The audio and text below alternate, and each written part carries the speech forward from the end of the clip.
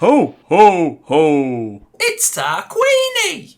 Hello everybody and welcome to the 12 Days of Christmas. Welcome to day 9, and today's car, chosen by me, is the 1964 Ford Lotus Cortina. Now the main reason I picked this car was because of the fact that, as a lot of people may, or if you don't know, then I'm pretty sure you've been living under a rock, mainly due to the fact that Jim Clark from Formula 1 won the title in 1964. Scored 7 wins with the car, and it was classed as one of the first Super Saloons, with it dominating its class that well. Its relatively lightweight, enthusiastic engine and excellent chassis made it a potent weapon, and the Cortina has become a pace-setting and popular mainstay in historic tin-top competition. Now, one thing always baffled me, and it was why it was called the Ford Lotus Cortina. So, Ben, care to explain why it's called that? So, basically, you have the normal Cortina, and then you have the Lotus Cortina. So the Lotus Cortina, they're both the same Mark 1. The difference is the Lotus Cortina has the Lotus Engine in, and the Lotus Engine was an engine which Colin Chapman was one of the first engines he's ever decided to do his own work on and design himself. It was the Ford engine, but it was doing a lot of side stuff with the twin cam on the side, doing his own little bits, tweaking it here and there, doing little bits to it.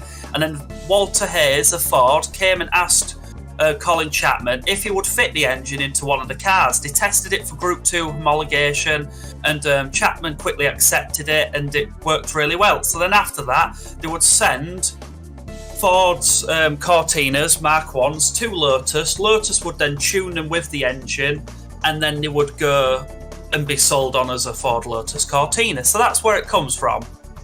What are your thoughts on the car in general though, Ben? I always liked both versions, but obviously the Lotus one, you can tell when it's got the stripe and everything going on, and obviously the badge and the rear lights and everything. It's one of them cars where you look at it and just think, yeah, that's a nice car. The rare car to see, I've seen, I think, 2. So it's like the really interesting car. I've always liked them. It was one of them little quirky sort of cars where it was like a factory model but then slightly tweaked here and there, and it was one of the many cars which over the years Lotus have gone and tweaked other cars, and it's heard about, oh, Lotus might have done this to this car and this. So yeah, it's quite an interesting car, and I love the fact it's got many different connections to F1 through Colin Chapman and like I said, Jim Clark as well. So yeah, really interesting. The other thing as well that's worth mentioning is the fact that even now, despite the fact it's like nearly getting on to near 60 years old, the fact that it's still used in like the Goodwood revival and everything really shows you the popularity of the car, really, doesn't it? Definitely. It's one of them interesting cars where it's still used, and apparently it's really easy to drive and it's comfortable as well, so it's just quite interesting. It's keeping going to this day, and it's still quite well known as well, really. Indeed it is. So let us know down in the comment section what you think of the Ford Lotus Cortina. Did you like it? Did you not like it? Is there anything that we might have missed about the facts and stuff about that? Obviously these are mainly just like general opinions and things about the cars and things like that.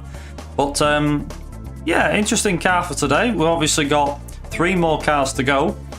So we will see you tomorrow for day 10 of the 12 Days British Touring Cars. So thank you very much for watching, and we'll see you tomorrow. Ta-ra!